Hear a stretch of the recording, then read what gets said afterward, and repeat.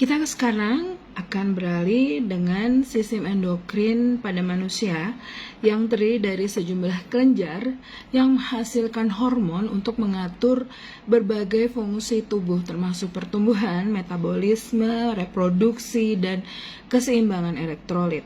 Nah, sistem ini bekerja sama dengan sistem saraf untuk menjaga hemostasis tubuh, ya. Anatomi dari sistem endokrin pertama adalah kelenjar utama dalam sistem endokrin dan lokasinya, ya. 1. Kelenjar hipotalamus. Dia terletak di dalam otak, ya. Hipotalamus ini menghubungkan sistem saraf dengan sistem endokrin. Nah, hipotalamus mengontrol sekresi hormon dari kelenjar pituitari. Nah, kedua, kelenjar pituitari sendiri itu adalah hipofisis, ya. Terletak di bawah hipotalamus dan disebut sebagai master gland. Jadi jangan lupa, ya, master gland adalah jadi kelenjar yang paling ibunya lah, ya, gitu ya, sebagai masternya gitu ya, karena dialah yang mengatur sebagian besar dari kelenjar endokrin. Nah, terbagi menjadi dua bagian. Pertama, lobus anterior dan lobus posterior. Nah, kalau lobus anterior disebut adenohipofisis, ya, adenohipofisis. Dan kalau lobus posteriornya disebut neurohipofisis. Nah, lobus anterior dia menghasilkan hormon pertumbuhan atau growth hormone, lalu hormon adrenokortikotropik atau ACTH, lalu hormon luteinizing atau LH. Kemudian hormon perangsang follicle stimulating hormone dan prolaktin, dan terakhir hormon perangsang tiroid atau TSH. Thyroid stimulating hormone. Kemudian di lobus posteriornya atau neurohipofisisnya dia menghasilkan oksitosin dan hormon antidiuretik atau ADH. Nah, kelenjar lainnya adalah kelenjar tiroid, ya. Di daerah leher bagian depan ini dia menghasilkan hormon tiroksin atau T4 dan triiodotironin atau T3 yang mengatur metabolisme tubuh. Kemudian kelenjar paratiroid juga dia berjumlah 4, ya. Ada di belakang tiroid. Dia menghasilkan hormon paratiroid atau PTH disingkatnya yang mengatur kadar kalsium di dalam darah, ya. Kelima adalah kelenjar adrenal atau suprarenal, jadi terletak di atas ginjal. Jadi ginjal itu dia punya di atasnya ginjal ada namanya kelenjar suprarenal, ya, terdiri dari dua bagian. Pertama, korteks adrenal yang menghasilkan hormon kortisol, aldosteron, dan hormon seks, sedangkan medula adrenalnya atau bagian dalamnya dia menghasilkan hormon epinefrin atau adrenalin dan hormon norepinefrin. Dia berperan dalam respon fight and or flight, ya. Jadi dalam keadaan waspada, fight or flight, ya. Keenam adalah pankreas. Dia terletak di belakang lambung, ya. Dia menghasilkan insulin dan glukagon yang mengatur kadar gula darah. Ketujuh, kelenjar pineal. Terletak di otak, menghasilkan melatonin yang mengatur siklus tidur. Makanya kalau tidur dimati lampu, ya, supaya gampang tidurnya. Terakhir adalah kelenjar gonad. Testis pada pria, dia menghasilkan testosteron yang penting untuk perkembangan karakteristik seksual pria. Lalu ovarium pada wanita menghasilkan estrogen dan progesteron yang penting dalam siklus menstruasi dan kehamilan.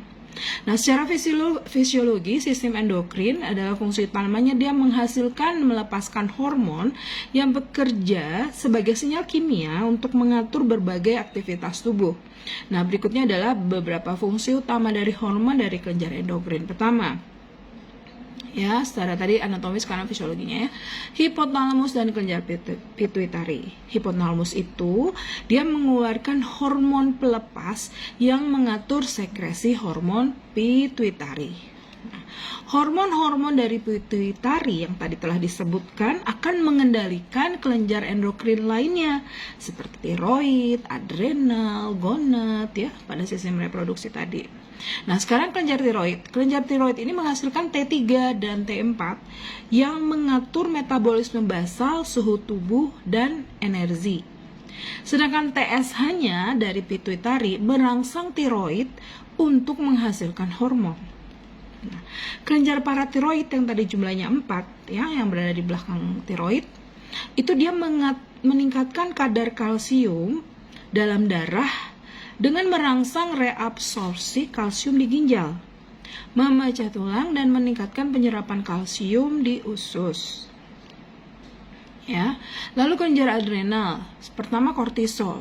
Kortisol itu ada kortisol tadi, aldosteron dan epinefrin dan norepinefrin ya. Kalau kortisol itu mengatur metabolisme glukosa, menekan peradangan dan berperan dalam respons stres.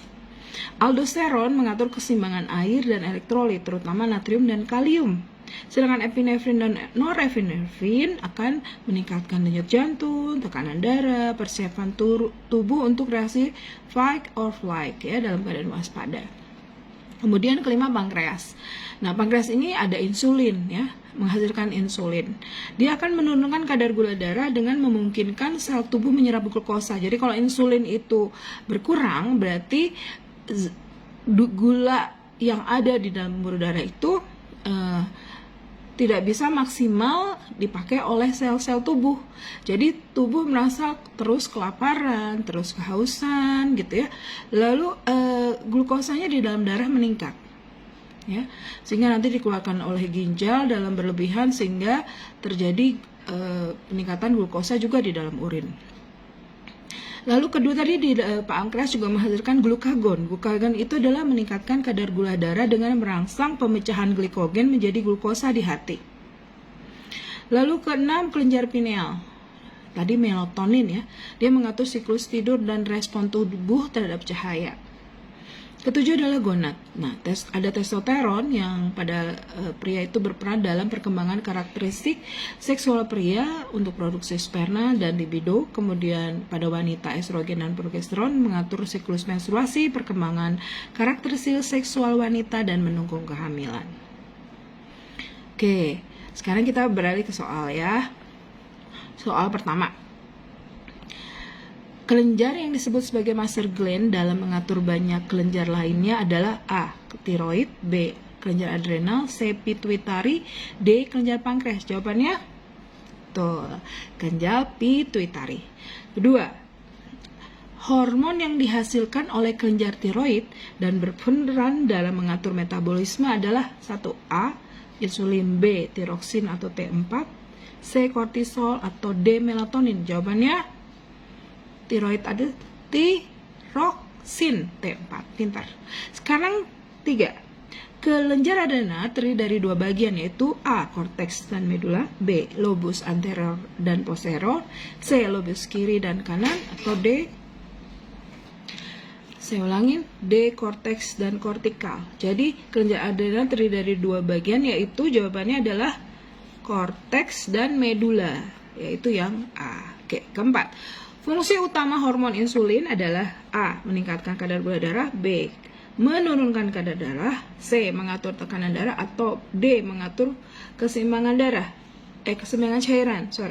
Jawabannya adalah menurunkan kadar gula darah, itu hormon insulin. Sehingga kalau kita kekurangan hormon insulin, bisa kita minum obat yang merangsang pankreas mengeluarkan insulin, atau kita mendapatkan injeksi insulin. Oke. Kemudian kelima, hormon antidiuretik atau ADH berperan dalam A. Meningkatkan produksi sel darah merah, B. Mengatur kadar kalsium dalam darah, C. Mengatur reabsorpsi air di ginjal, atau D. Mengatur kadar natrium di dalam darah. Apa jawabannya? Ya betul, C. Mengatur reabsorpsi air di ginjal. Oke, keenam, hormon yang berfungsi dalam merangsang perkembangan karakteristik seksual pria. A. Estrogen kah? B. Progesteron kah? C. Testosteron kah? Atau D. Melatonin? Ya betul, jawabannya testosteron. Sekarang 7. Kelenjar pineal menghasilkan hormon yang mengatur siklus tidur, yaitu, Anda bisa jawab? Betul, melatonin. Sekarang 8. Kelenjar yang menghasilkan hormon paratiroid atau PTH untuk mengatur kadar kalsium adalah A. Kelenjar tiroid, B. Pankreas, C. Paratiroid, atau D. Adrenal. Betul, hormon paratiroid. Tadi udah disebut ya. Oke, 9. Hormon yang dihasilkan oleh hipotalamus dan disimpan di lobus posterior pituitari adalah A.